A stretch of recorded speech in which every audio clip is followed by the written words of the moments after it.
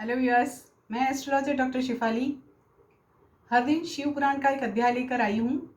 और आज मैं जो जा रही हूँ उस पे ये है कि शिव पुराण महात्म्य सनत कुमार संहिता कल पूर्ण हुआ है और आज से विद्येश्वर संहिता का प्रथम अध्याय चालू होगा। उससे पहले शिव परिवार को मेरी ओर से नमस्कार। ओम श्री वक्रतुंड महाकाय सूर्यकोटि समप्रभ निर्विघ्नं कुरु मे देव सर्वकार्येषु सर्वदा। ओम श्री विनायक प्रसन्नोऽस्तु। ओम गणपतये नमः। ओम श्री उमा महेश्वराभ्यां नमः। ओम ऐं ह्रीं क्लीं चमलविचे। ओम श्री कार्तिकेय स्वामी नमः। ओम नमः शिवाय। ओम नमः शिवाय। ओम नमः शिवाय। श्री शिव महापुराण उसमें प्रथमा विद्येश्वर संहिता अथ प्रथमो अध्याय। प्रयाग में सूत जी से मुनियों का शीघ्र पाप नाश करने वाले साधन के विषय में प्रश्न, ये टाइटल है। श्लोक और अर्थ पठन करूंगी, जहां जरूरत पड़े वहीं बीच में कुछ बोलूंगी। आद्यंत मंगलम जात समान भाव मार्यम तमिषमजरामरमात्मदेवम पंचाननं प्रबल पंचविनोदशीलं संभावये मनसि शंकरम अंबिकेशम। अर्थ है, जो आदि और अंत में तथा मध्य में भी नित्य मंगलमय है, जिनकी समानता अथवा तुलना कहीं भी नहीं है, जो आत्मा के स्वरूप को प्रकाशित करने वाले देवता हैं, परमात्मा है, जिनके 5 मुख है और जो खेल ही खेल में अनायास जगत की रचना, पालन, संहार, अनुग्रह एवं तिरोभाव रूप 5 प्रबल कर्म करते रहते हैं, उन सर्वश्रेष्ठ अजर अमर ईश्वर अंबिकापति भगवान शंकर का मैं मन ही मन चिंतन करती हूँ। अभी व्यास जी बोलेंगे। व्यास उवाच धर्मक्षेत्रे महाक्षेत्रे गंगा कालिंदी संगमे प्रयागे परमे पुण्ये ब्रह्मलोकस्य वर्त्मनि मुनयः संस्थितात्मानः सत्यव्रतपरायणाः महोजसो महाभागा महासत्रं वितेनिरे तत्र सत्रं समाकर्ण्य व्यासशिष्यो महामुनिः आजगाम मुनिं द्रष्टुं सुतः पौराणिकोत्तमः। तं दृष्ट्वा सूतमायान्तं हर्षिता मुनयः तदा चेतसा सुप्रसन्नेन पूजां चक्रुर्यथाविधि। ततो विनयसंयुक्ताः प्रोचुः साञ्जलयश्च ते सुप्रसन्ना महात्मानः स्तुतिं कृत्वा यथाविधि। रोमहर्षेण सर्वज्ञ भवान् वैभाग्यौरवात् पुराणविद्यामखिलां व्यासात् प्रत्यर्थमीवान् तस्मादाश्चर्यभूतानां कथानां त्वं हि भाजनं रत्नानामुरुसाराणां रत्नाकर इवाणवः। श्लोक जो पढ़े हैं उसका अर्थ का पठन कर रही हूँ। व्यास जी बोले, जो धर्म का महान क्षेत्र है, जहाँ गंगा यमुना का संगम हुआ है, जो ब्रह्मलोक का मार्ग है, उस परम पुण्यमय प्रयाग में सत्यव्रत में तत्पर रहने वाले महातेजस्वी महाभाग महात्मा मुनियों ने एक विशाल ज्ञान यज्ञ का आयोजन किया। उस ज्ञान यज्ञ का समाचार सुनकर पौराणिक शिरोमणि व्यास शिष्य महामुनि सुत जी वहां मुनियों का दर्शन करने के लिए आए। सुत जी को आते देखकर वे सब मुनि उस समय हर्ष से खिल उठे और अत्यंत प्रसन्न चित्त से उन्होंने उनका विधिवत स्वागत और सत्कार किया। तत्पश्चात उन प्रसन्न महात्माओं ने उनकी विधिवत स्तुति करके विनयपूर्वक हाथ जोड़कर उनसे इस प्रकार कहा। हे सर्वज्ञ विद्वान रोमहर्षण जी, आपका भाग्य बड़ा भारी है। इसी से आपने व्यास जी से यथार्थ रूप में संपूर्ण पुराण विद्या प्राप्त की है, इसलिए आप आश्चर्य स्वरूप कथाओं के भंडार है। ठीक उसी तरह जैसे रत्नाकर समुद्र बड़े बड़े सारभूत रत्नों का आगार है। आगे के श्लोक का जो पठन कर रही हूँ। यच्च भूतं च भव्यं च यच्चान्यद्वस्तु वर्तते न त्वया विदितं किंचित् त्रिषु लोकेषु विद्यते त्वं मदिष्टवशादस्य दर्शनार्थमिहागतः कुर्वन् किमपि नः श्रेयो न वृथा गन्तुमर्हसि तत्त्वं श्रुतं स्म नः सर्वं पूर्वमेव शुभाशुभं न तृप्तिमधिगच्छामः श्रवणेच्छामुहुर्मुहुः। इदानीमेकमेवास्ति श्रोतव्यं सुतसन्मते तद्रहस्यमपि ब्रूहि यदि ते अनुग्रहो भवेत्। प्राप्ते कलियुगे घोरे नरः पुण्यविवर्जिताः दुराचाररताः सर्वे सत्यवार्तापराङ्मुखाः परापवादनिरताः परद्रव्याभिलाषिणः परस्त्रीसक्तमनसः परहिंसापरायणः देहात्मदृष्ट्यमूढा नास्तिकाः पशुबुद्धयः मातृपितृकृतद्वेषाः स्त्रीदेवाः कामकिङ्कराः विप्रा लोभग्रहग्रस्ता वेदविक्रयजीविनः धनार्जनार्थमभ्यस्तविद्यामदविमोहिताः त्यक्तस्वजातिकर्माणः प्रायशः परवञ्चकाः त्रिकालसन्ध्ययाहीना ब्रह्मबोधविवर्जिताः अदयाः पण्डितं मन्याः स्वाचारव्रतलोपकाः कृष्युद्यमरताः क्रूरस्वभावा मलिनाशयाः क्षत्रियाश्च तथा सर्वे स्वधर्मत्यागशीलिनः असत्सङ्गाः पापरता व्याभिचारपरायणाः अशूरा अर्णप्रीताः पलायनपरायणाः कुचोरवृत्तयः शुद्धा कामकिंकरचेतसः। जो श्लोक मैंने पठन किए उसका अर्थ पठन करूंगी।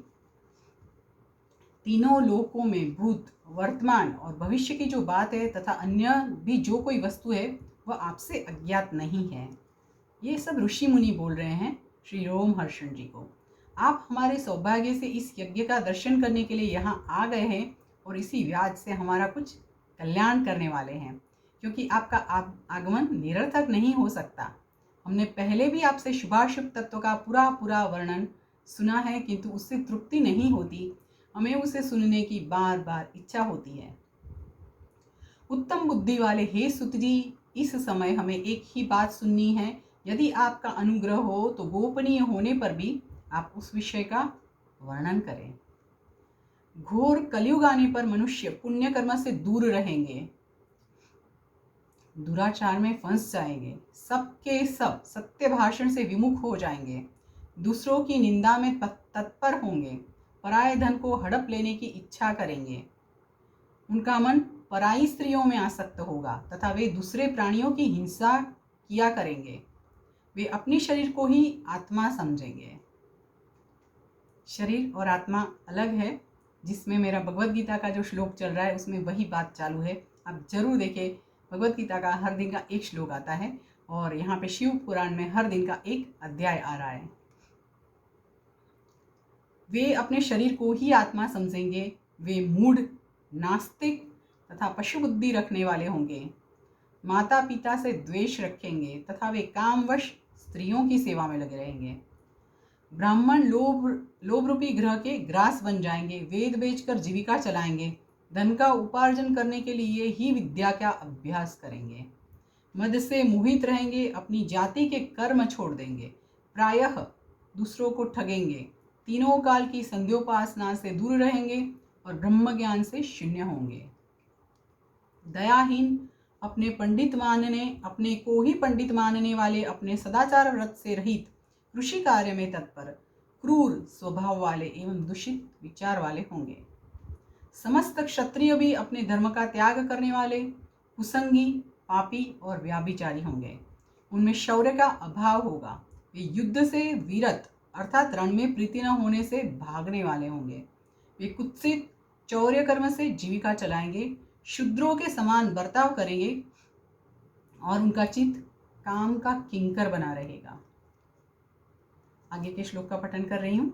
जो यहाँ पे लिखा है, शिव पुराण के अध्यायों में जो लिखा है वही श्लोक और वही अर्थ का पठन कर रही हूँ।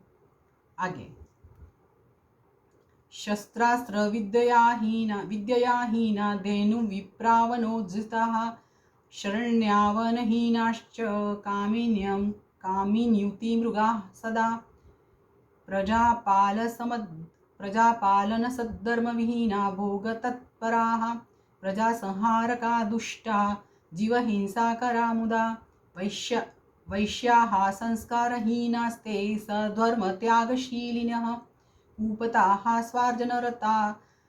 स्वार्जनरताः तुलाकर्मकुवृत्तयः गुरुदेवद्विजातीनां भक्तिहीनां कुबुद्धयः अभोजितद्विजाः प्रायः कृपणा बद्धमुष्टयः कामिनीजारभावेषु सुरतामलिनाशयाः लोभमोहविचेतस्काः पूर्तादिषु वृषोत्सिताः तद्वच्छूद्राश्च ये केचित् ब्राह्मणाचारतत्पराः उज्ज्वलाकृतयो मूढाः स्वधर्मत्यागशीलिनः कर्तारस्तपसां भूयो द्विजतेजो अपहारकाः शिष्वल्पमृत्युकाराश्च मन्त्रोच्चारपरायणाः शालग्रामशिलादीनां पूजका होमतत्पराः प्रतिकूलविचारश्च कुटिला द्विजदूषकाः धन्वन्तः कुकर्माणो विद्यावन्तो विवादिनः आख्यानोपासना धर्म वक्तारो धर्मलोपकाः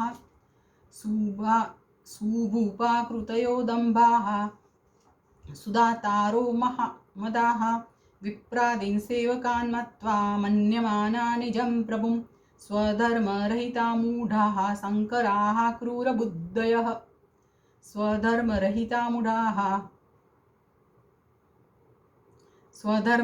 मूढाः शङ्कराः क्रूरबुद्धयः महाभिमानिनो नित्यं चतुर्वर्णविलोपकाः।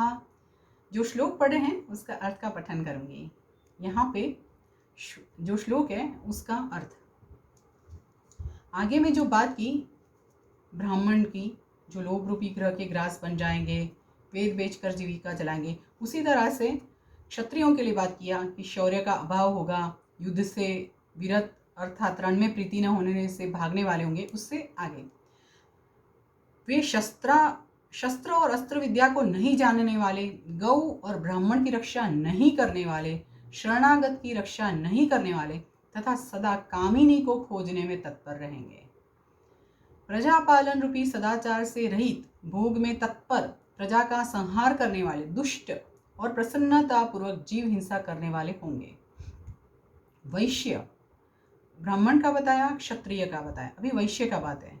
वैश्य संस्कार भ्रष्ट, स्वधर्म त्यागी, कुमार्गी, धनोपार्जन परायण तथा नाप तोल में अपनी कुत्सित वृत्ति का परिचय देने वाले होंगे। वे गुरु, देवता और द्विजातियों के प्रति भक्ति शून्य, कुत्सित बुद्धि वाले, द्विजों को भोजन न कराने वाले, प्रायः कृपणता के कारण मुट्ठी बांधकर रखने वाले, पराई स्त्रियों के साथ कामरत, मलिन विचार वाले, लोभ और मोह से भ्रमित चित्त वाले और वापी, कूप, तड़ाक आदि के निर्माण तथा यज्ञादि सत्कर्मों में धर्म का त्याग करने वाले होंगे। ये बात हुई वैश्यों की। अभी बात है शूद्र की। इसी तरह कुछ शूद्र ब्राह्मणों के आचार में तत्पर होंगे। उनकी आकृति उज्ज्वल होगी, अर्थात वे अपना कर्म धर्म छोड़कर उज्ज्वल वेशभूषा से विभूषित होके व्यर्थ घूमेंगे। वे मूढ़ होंगे और स्वभावतः ही अपने धर्म का त्याग करने वाले होंगे। वे भांति भांति के तप करने वाले होंगे, द्विजों को अपमानित करेंगे, छोटे बच्चों की अल्प मृत्यु होने के लिए आभिचारिक कर्म करेंगे, मंत्रों के उच्चारण करने में तत्पर रहेंगे, शालग्राम की मूर्ति आदि पूजेंगे, होम करेंगे, किसी न किसी के प्रतिकूल विचार सदा करते रहेंगे, कुटिल स्वभाव वाले होंगे और द्विजों से द्वेष भाव रखने वाले होंगे। यहाँ पे अपने जो 4 वर्ण हैं, ब्राह्मण, क्षत्रिय, वैश्य और शूद्र, कलयुग में ये चारों वर्ण जो हैं, ब्राह्मण, क्षत्रिय, वैश्य और शूद्र, क्या करेंगे उसका वर्णन शिव पुराण में है। उसका श्लोक पठन किया, अर्थ पठन किया। अभी आगे, वे यदि धनी हुए तो कुकर्म में लग जाएंगे, यदि विद्वान हुए तो विवाद करने वाले होंगे, कथा और उपासना धर्मों के वक्ता होंगे और धर्म का लोप करने वाले होंगे। बहुत दुखी की बात है कि हम लोग अपने धर्म को नहीं समझते हैं। मेरा हेतु यही है कि धर्म को समझिए, धर्म को चालू रखिए, धर्म करिए। हम लोग बस ये मेरे भगवान, ये मेरे भगवान, ये आपके भगवान, ऐसा नहीं करिए। भगवान एक है, भगवान एक है। धर्म का विलोप नहीं करिए, धर्म का प्रचार करिए, धर्म को बढ़ाइए। धर्म ही इंसान को आगे ले जाता है। आगे, वे सुंदर राजाओं के समान वेशभूषा धारण करने वाले दंभी, दानमानी, अतिशय अभिमानी, विप्र आदि को अपना सेवक मानकर अपने को ही स्वामी मानने वाले होंगे। वे अपने धर्म से शून्य, मूढ़, वर्ण संकर, क्रूर बुद्धि वाले, महाअभिमानी और सदा चारों वर्णों के धर्म का लोप करने वाले होंगे। धर्म का लोप नहीं होने दे, कोई भी वर्ण हो, धर्म का लोप नहीं होने दे। आगे का श्लोक का पठन कर रही हूँ। सुकुलीनान् निजान् मत्वा चतुर्वर्णैर्विवर्तनाः सर्ववर्णभ्रष्टकराः मूढाः सत्कर्मकारिणः स्त्रियश्च प्रायशो भ्रष्टा भर्तृवज्ञानकारिकाः श्वशुरद्रोहकारिण्यो निर्भया मलिनाशनाः कुहावभावनिरताः कुशीलाः स्मरविहुलाः जारसंहरता नित्यं स्वस्वामी विमुखास्तथा तनया मातृपित्रोश्च भक्तिहीना दुराशयाः अविद्यापाठका नित्यं रोगग्रसितदेहकाः एतेषां नष्टबुद्धीनां स्वधर्मत्यागशीलिनां परलोके अपीह लोके कथं सुतं गतिर्भवेत् इति चिन्ताकुलं चित्तं जायते सततं हीनः परोपकारसदृशो नास्ति धर्मो अपरः खलु लघुपायेन येनैषां भवेत् सद्यो अद्यनाशनं सद्यो अगनाशिनं सर्वसिद्धान्तवित्वं हि कृपया तद्वदाधुना।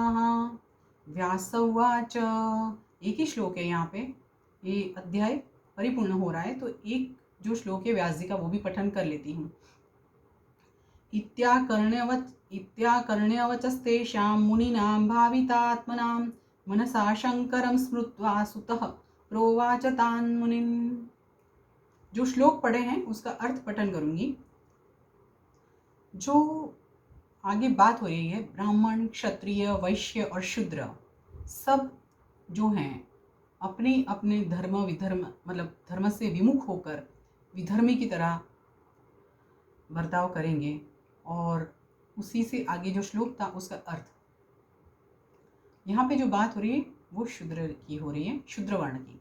वे अपने को श्रेष्ठ कुल वाला मानकर चारों वर्णों से विपरीत व्यवहार करने वाले, सभी वर्णों को भ्रष्ट करने वाले, मूढ़ और अनुचित रूप से सत्कर्म करने में तत्पर होंगे। कलयुग की स्त्रियां प्रायः सदाचार से भ्रष्ट होंगी, पति का अपमान करने वाली होंगी, सास ससुर से द्रोह करेगी, किसी से भय नहीं मानेगी और मलिन भोजन करेंगी। भोजन भी कई तरह के होते हैं। हमेशा सात्विक भोजन में रहिए, सात्विक विचार करिए। तन मन धन से जो इंसान सात्विक रहता है उसको उन्नति, धर्मगति जल्दी प्राप्त होता है। स्त्रियां की बातें, वे कुत्सित हाव भाव में तत्पर होंगी, उनका शील और स्वभाव बहुत बुरा होगा। वे काम विवल, परपति से रति करने वाली और अपने पति की सेवा से सदा विमुख रहेंगी।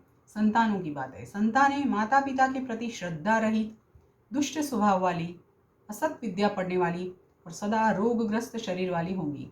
हे सुत जी, इस तरह जिनकी बुद्धि नष्ट हो गई है और जिन्होंने अपने धर्म का त्याग कर दिया है, ऐसे लोगों को इहलोक और परलोक में उत्तम गति कैसे प्राप्त होंगी। वही बात मैंने बताया कि जो अपना अपना धर्म है, धर्म एक ही है, हमने ही अलग बनाया है, हम ही अलग धर्म को बनाकर अपना अपना पकड़ कर रखते हैं।